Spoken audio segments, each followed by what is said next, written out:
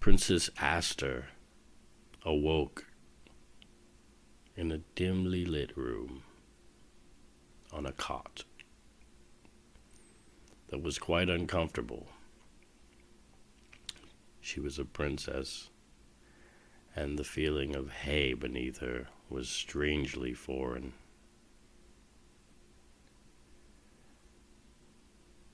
This must be a dream, or perhaps a nightmare. She closed her eyes, hoping desperately that when she opened them, she would be back in her room in the castle. Her chambers were ornately decorated with her favorite colors. Her sheets were stitched with images of her favorite heroes. Her favorite storybooks neatly on a shelf.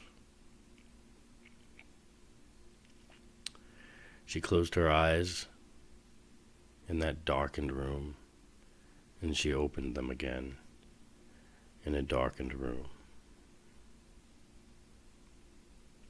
Aster had no way of knowing why she was in this room that looked strangely like a dungeon cell, perhaps a prison. Had she done something wrong?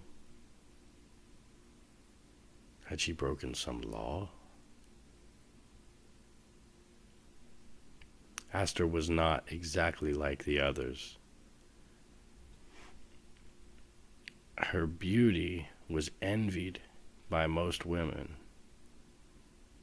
most ladies of the court. They sneered when she walked by, because they knew that though her beauty surpassed theirs, her mind was slightly simple. You see, Princess Aster had a severe lisp. And as she grew and began to speak more clearly, it became very obvious that she couldn't speak like the rest of the people.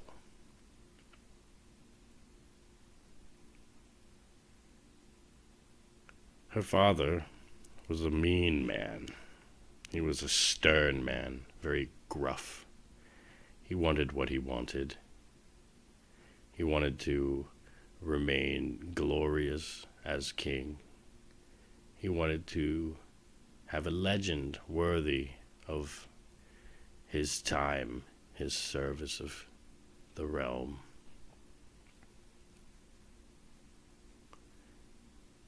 He brought in the best teachers. He brought in doctors, speech therapists, everything he could think of. He offered gold to anyone in the realm who could fix his daughter's speech impediment. He called witches. He called priests. When he realized that nothing was going to fix his daughter's speech impediment, he became very angry with her. How dare she? Possesses the DNA of kings and speaks yet so awkwardly. Princess Aster couldn't even say her own name correctly.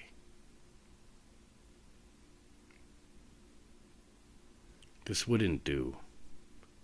The king could not have a daughter that could not speak. This was something that he couldn't live with. Superficial to us, of course, we don't think that way, but in the land of Annunciation, the most beautiful one is the most grotesque. Several years prior, our king gave birth to another monstrosity.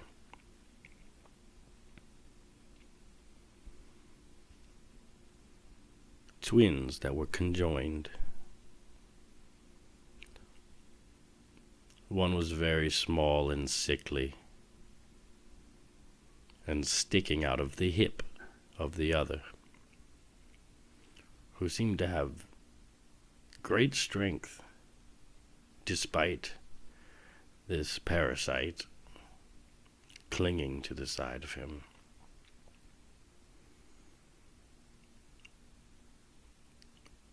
The mother and the father were both horrified. The mother died in birth with a look on her face of sheer terror.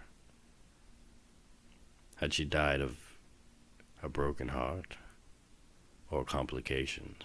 We don't know. But either way, this monster came into the world, and the king would have nobody see it. So he dug a pit. A long tunnel underneath the castle. And at the end of the tunnel was a room with an iron door. And this is where he kept that child, that abomination, for 3 years. That little baby grew. With its brother sticking out of the side of him. After the 3rd year, unfortunately, the little parasite died. In this kingdom, they didn't really know how to perform any surgical procedures. This was a matter of the gods. This was a matter of fate. This was a matter to be hidden. So for several more months,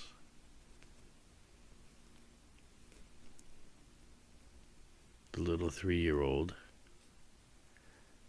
watched as his brother, dead body, dangled and rotted on the side of his hip. Being only 4, he didn't have much of an understanding of what was happening. He would often pick at the rotting corpse.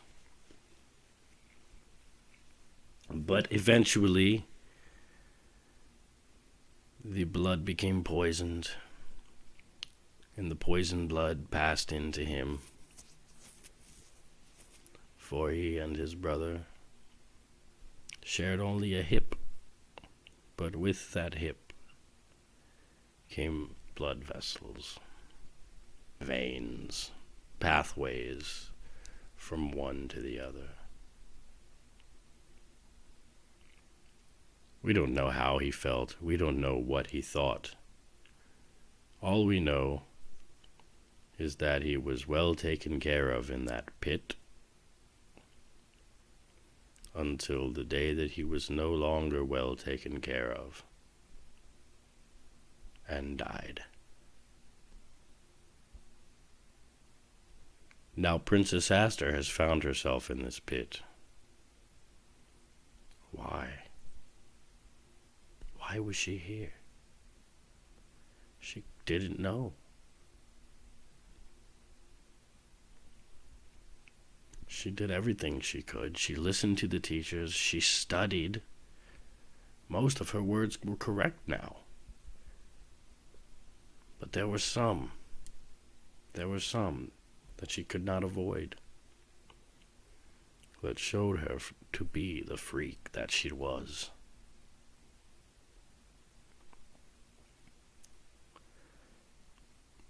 Princess Aster sat in that room for months maybe a year. She didn't know. It was so dark down there.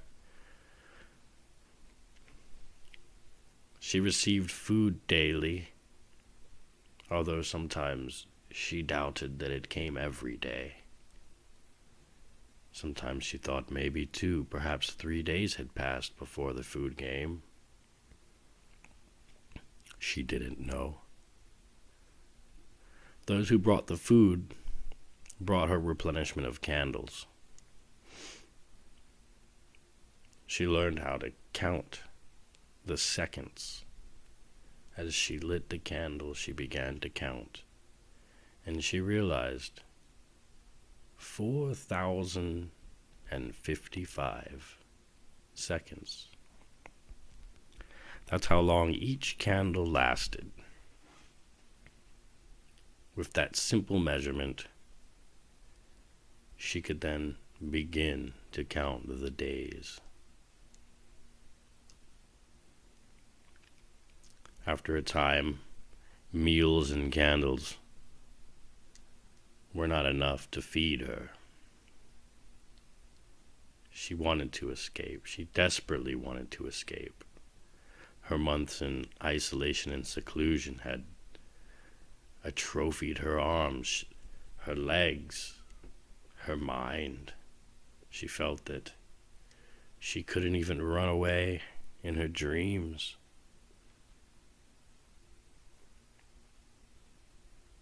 This tunnel was meant to hold in, lock away, and keep secret a small baby. It was not meant to keep somebody Aster's age.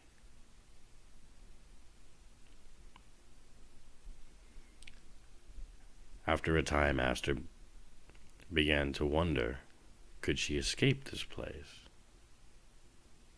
Did she have to accept her fate? She studied the lock, and eventually she ascertained that she could pick the lock with the barrette that was given to her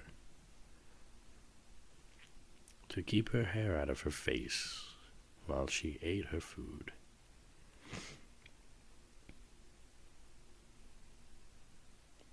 It wasn't soon till she had the door open, and what stretched before her was a long dirt tunnel. She took her candles, one lit, and she headed down the tunnel. Surely it couldn't be that far. She has 3 candles. That should be enough to get her out of the tunnel.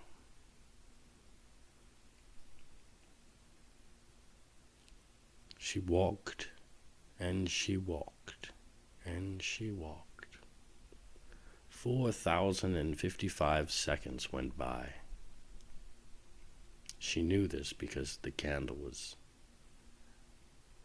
all the way down to her little fingers, and she had to quickly light another candle and drop the one she had.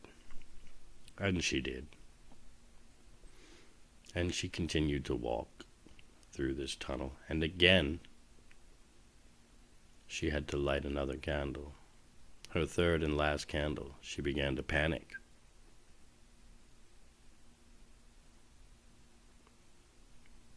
Those candles were meant to last her 3 days. And she had used them all in round about a few hours.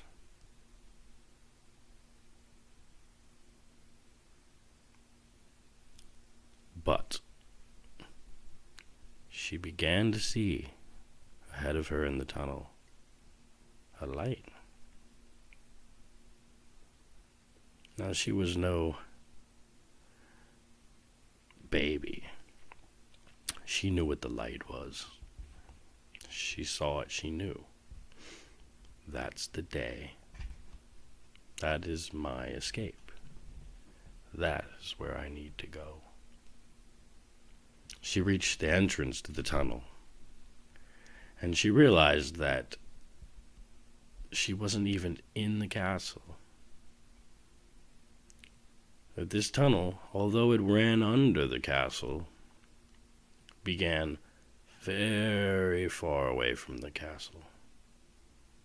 Deep, deep in the woods, on the side of a hill that was so overgrown with bushes and briars and brambles that nobody would come to it.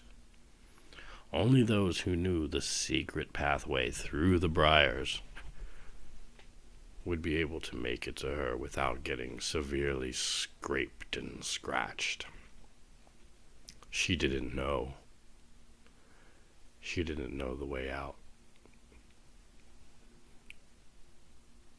But, of course, after being so long in the dark,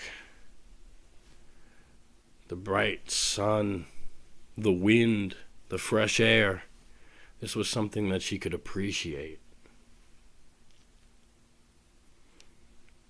A thorn stabbed her in her foot as she took a step forward.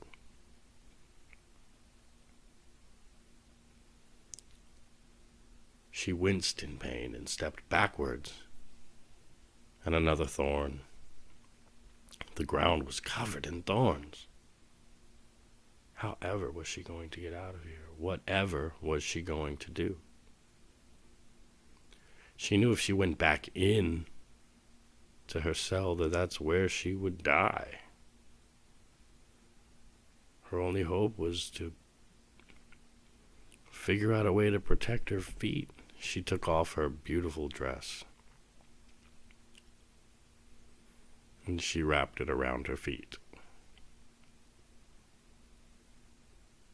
And she started to make her way through the briars and brambles. It was a tough, tough walk, and she didn't make it very far, about 50 feet in an hour. Then she heard some noises. She heard voices coming. She ducked down behind a bush, and she looked back in that direction. And she saw the maids and 2 guards. The maids that brought her food, the maids that brought her candles, the maids that brought her clothing, her dress.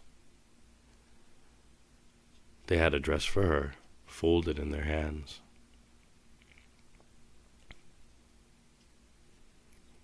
The other held a tray with food, enough food to last an entire day.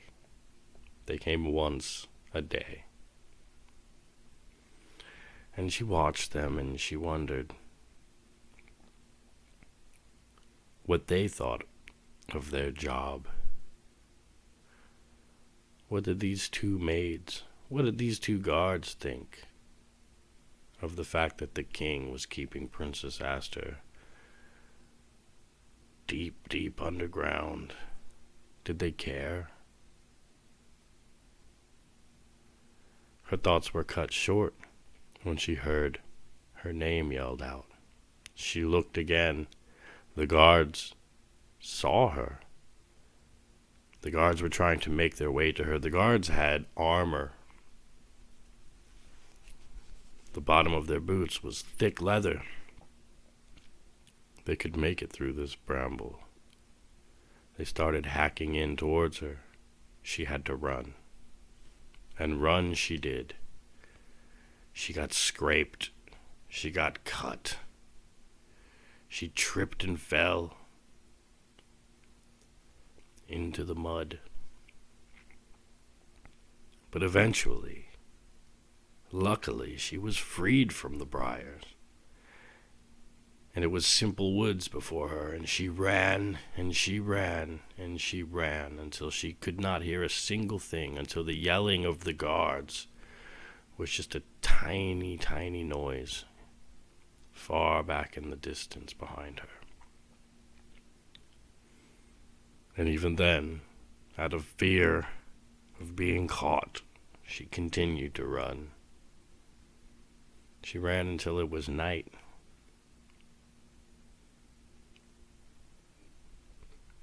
She was terribly cold. It was terribly dark in the woods. She was hungry. She was hurt.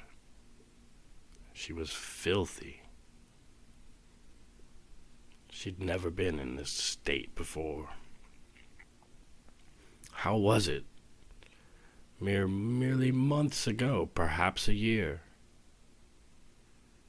She was brushing her hair and reading tales of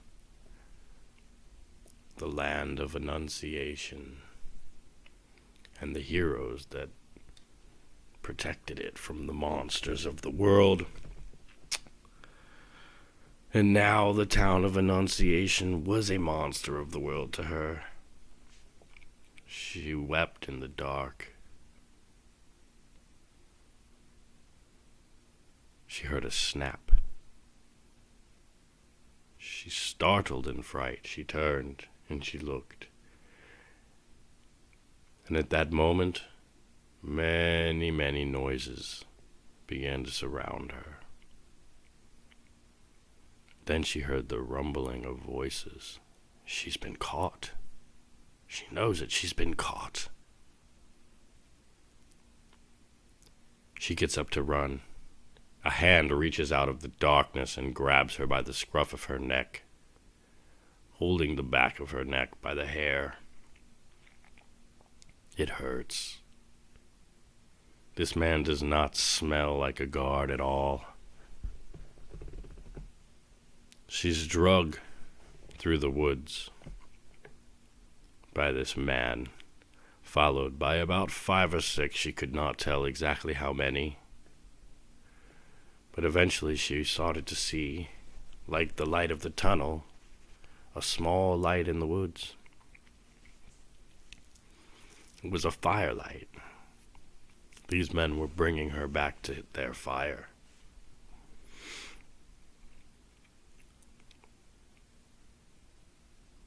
She kicked and screamed and tried to escape. The man laughed, put his hand over her mouth. She bit down hard. He threw her to the ground in front of the fire. She said, "Leave me be. Don't touch me again. I'm a princess." "A princess," he sneered. "Princess? You're filthy, you're bloody, you're dirty, and you're hurt. What princess is filthy, bloody, dirty, hurt? Where's your dress? Is that it, wrapped around your feet? What is your name?" Princess Aster looked him dead in the eyes, and she proclaimed, "I am Princess Aster." Aster? The chief reached behind him and pulled out a giant war axe and swung it down and cleaved Princess Aster into 2. She axed for it. She axed for it.